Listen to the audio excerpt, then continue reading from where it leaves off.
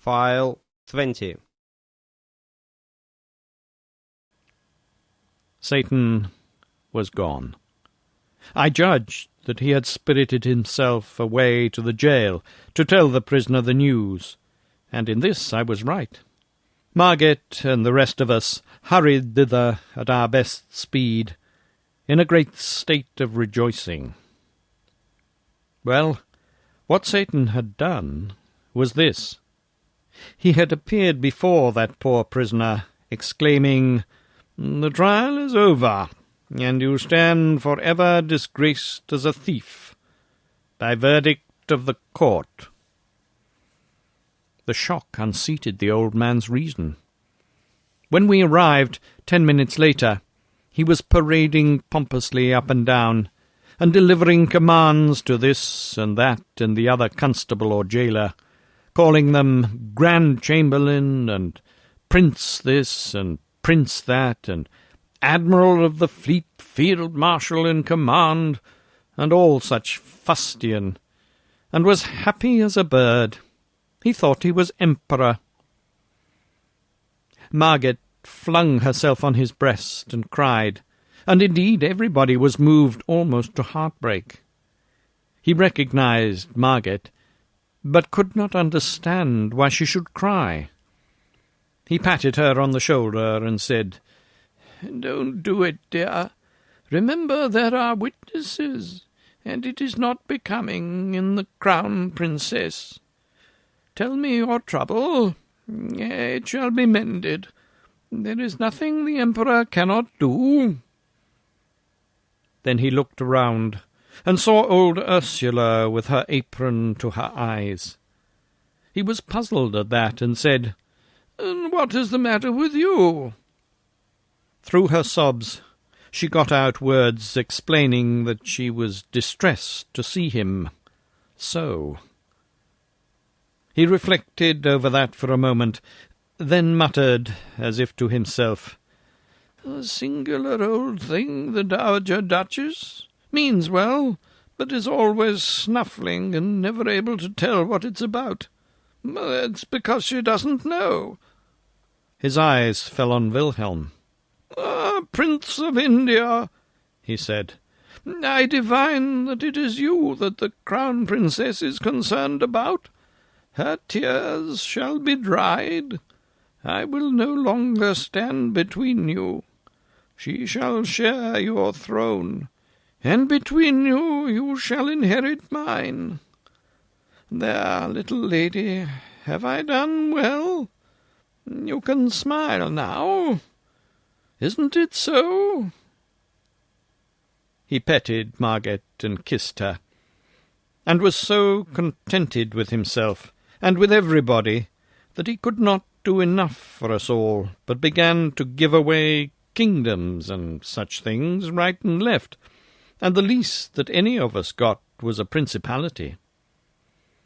And so, at last, being persuaded to go home, he marched in imposing state, and when the crowds along the way saw how it gratified him to be hurrahed at, they humoured him to the top of his desire, and he responded with condescending bows and gracious smiles, and often stretched out a hand and said, "Bless you, my people." As pitiful a sight as I ever saw, and Margate and old Ursula crying all the way. On my road home, I came upon Satan, and reproached him with deceiving me with that lie. He was not embarrassed, but said quite simply and composedly, "Ah, you mistake. It was the truth. I said he would be happy the rest of his days, and he will, for he will always think he's the Emperor, and his pride in it and his joy in it will endure to the end. He is now, and will remain, the one utterly happy person in this empire. But the method of it, Satan, the method! Couldn't you have done it without depriving him of his reason?" It was difficult to irritate Satan, but that accomplished it. "Oh, what an ass you are!" he said. "Are you so unobservant as not to have found out that sanity and happiness are an impossible combination? No sane man can be happy, for to him life is real, and he sees what a fearful thing it is. Only the mad can be happy, and not many of those. The few that imagine themselves kings or gods are happy. The rest are no happier than the sane. Of course, no man is entirely in his right mind at any time, but I've been referring to the extreme cases. I've taken from this man that trumpery thing which the race regards as a mind. I have replaced his tin life with a silver-gilt fiction. You see the result? And you criticize. I said I would make him permanently happy, and I have done it. I have made him happy, by the only means possible to his race. And you're not satisfied." He heaved a discouraging sigh, and said, "It seems to me that this race is hard to please." There it was, you see. He didn't seem to know any way to do a person a favour except by killing him or making a lunatic out of him. I apologized, as well as I could, but privately I did not think much of his processes at that time. Satan was accustomed to say that our race lived a life of continuous and uninterrupted self-deception. It duped itself from cradle to grave, with shams and illusions which it mistook for realities, and this made its entire life a sham. Of the score of fine qualities which it imagined it had, and was vain of, it really possessed hardly one. It regarded itself as gold, and was only brass. One day, when he was in this vein, he mentioned a detail, the sense of humour. I cheered up then, and took issue. I said we possessed it. "Oh, there spoke the race," he said, "always ready to claim what it hasn't got, and mistake its ounce of brass fillings for a ton of gold dust. You have a mongrel perception of humour, nothing more. A multitude of you possess that. This multitude see the comic side of 1,000 low-grade and trivial things, broad incongruities mainly, grotesqueries, absurdities, evokers of the horse laugh. The 10,000 high-grade comicalities which exist in the world are sealed from their dull vision. Will a day come when the race will detect the funniness of these juvenilities and laugh at them, and by laughing at them destroy them? For your race in its poverty has unquestionably one really effective weapon, laughter. Power, money, persuasion, supplication, persecution, these can lift at a colossal humbug. Push it a little, weaken it a little, century by century, but only laughter can blow it to rags and atoms at a blast. Against the assault of laughter nothing can stand. You're always fussing and fighting with your other weapons. Do you ever use that one? No, you leave it lying, rusting. As a race, do you ever use it at all? No, you lack sense and courage. We were travelling at the time, and stopped at a little city in India, and looked on while a juggler did his tricks before a group of natives. They were wonderful, but I knew Satan could beat that game, and I begged him to show off a little, and he said that he would. He changed himself into a native, in turban and breechcloth, and very considerably conferred on me a temporary knowledge of the language. The juggler exhibited a seed, covered it with earth in a small flower-pot, then put a rag over the pot. After a minute, the rag began to rise. In 10 minutes it had risen a foot. Then the rag was removed, and a little tree was exposed, with leaves upon it and ripe fruit. We ate the fruit, and it was good. But Satan said, "Why do you cover the pot? Can't you grow the tree in the sunlight?" "No," said the juggler. "No one can do that." "You're only an apprentice. You don't know your trade. Give me the seed, I'll show you." He took the seed and said, "What shall I raise from it?" "What is a cherry seed? Of course you will raise a cherry." "Oh, no, that's a trifle. Any novice can do that. Shall I raise an orange tree from it?" "Oh, yes," said the juggler, and laughed.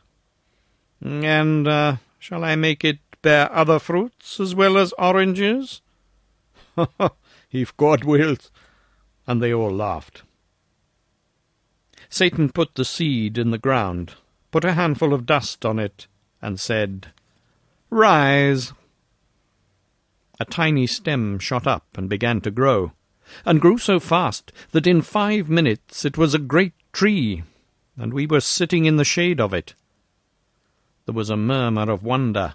Then all looked up and saw a strange and pretty sight, for the branches were heavy with fruits of many kinds and colours, oranges, grapes, bananas, peaches, cherries, apricots, and so on.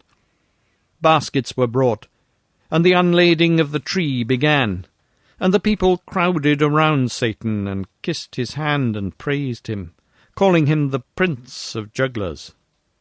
The news went about the town, and everybody came running to see the wonder, and they remembered to bring their baskets too. But the tree was equal to the occasion. It put out new fruits as fast as any were removed. Baskets were filled by the score, and by the 100, but always the supply remained undiminished. At last, a foreigner in a white linen and sun-helmet arrived, and exclaimed angrily, "Away from here! Clear out, you dogs! The tree is on my land, and it's my property." The natives put down their baskets and made humble obeisance. Satan made humble obeisance too, with his fingers to his forehead in the native way, and said, "Please let them have their pleasure for an hour, sir. Only that, and no longer. Afterward you may forbid them, and you will still have more fruit than you and the state together can consume in a year." This made the foreigner very angry, and he cried out, "Who are you, you vagabond, to tell your betters what they may do and what they mayn't?" And he struck Satan with his cane, and followed this error with a kick. The fruits rotted on the branches, and the leaves withered and fell. The foreigner gazed at the bare limbs with the look of one who is surprised and not gratified. Satan said, "Take good care of the tree, for its health and yours are bound together. It will never bear again, but if you tend it, it will live long. Water its roots once in each hour every night, and do it yourself. It must not be done by proxy, and to do it in daylight will not answer. If you fail only once in any night, the tree will die, and you likewise. Do not go home to your own country any more. You would not reach there. Make no business or pleasure engagements which require you to go outside your gate at night. You cannot afford the risk. Do not rent or sell this place. It would be injudicious." The foreigner was proud and wouldn't beg, but I thought he looked as if he would like to. While he stood gazing at Satan, we vanished away and landed in Ceylon. I was sorry for that man, sorry Satan hadn't been his customary self and killed him, or made him a lunatic. It would have been a mercy. Satan overheard the thought and said, "I would have done it but for his wife, who has not offended me. She is coming to him presently from their native land, Portugal. She is well, but has not long to live, and has been yearning to see him and persuade him to go back with her next year. She will die without knowing he can't leave that place." "He won't tell her?" "He? He will not trust that secret with anyone. He will reflect that it could be revealed in sleep, in the hearing of some Portuguese guest servant some time or other." "Did none of those natives understand what you said to him?" "None of them. None of them understood. But he will always be afraid that some of them did. That fear will be torture to him, for he's been a harsh master to them. In his dreams he will imagine them chopping his tree down. That will make his days uncomfortable. I've already arranged for his nights." It grieved me, though not sharply, to see him take such a malicious satisfaction in his plans for this foreigner. "Does he believe what you told him, Satan?" "He thought he didn't, but our vanishings helped. The tree, where there had been no tree before, well, that helped. The insane and uncanny variety of fruits, the sudden withering, all these things are helps. Let him think as he may, reason as he may. One thing is certain, he will water the tree, but between this and night he will begin his changed career with a very natural precaution. For him." "What is that?" "He will fetch a priest to cut out the tree's devil. You're such a humorous race, and don't suspect it." "Will he tell the priest?" "Oh, no. He will say a juggler from Bombay created it, and that he wants the juggler's devil driven out of it, so that it will thrive and be fruitful again. The priest's incantations will fail. Then the Portuguese will give up that scheme and get his watering pot ready." "But the priest will burn the tree." I know it. He will not allow it to remain." "Yes, and anywhere in Europe he would burn the man too. But in India the people are civilized, and these things will not happen. The man will drive the priest away and take care of the tree." I reflected a little and then said, "Satan, you've given him a hard life, I think." "Comparatively. It must not be mistaken for a holiday." We flitted from place to place around the world as we had done before, Satan showing me 100 wonders, most of them reflecting in some way the weakness and triviality of our race. He did this now every few days, not out of malice, I'm sure of that. It only seemed to amuse and interest him, just as a naturalist might be amused and interested by a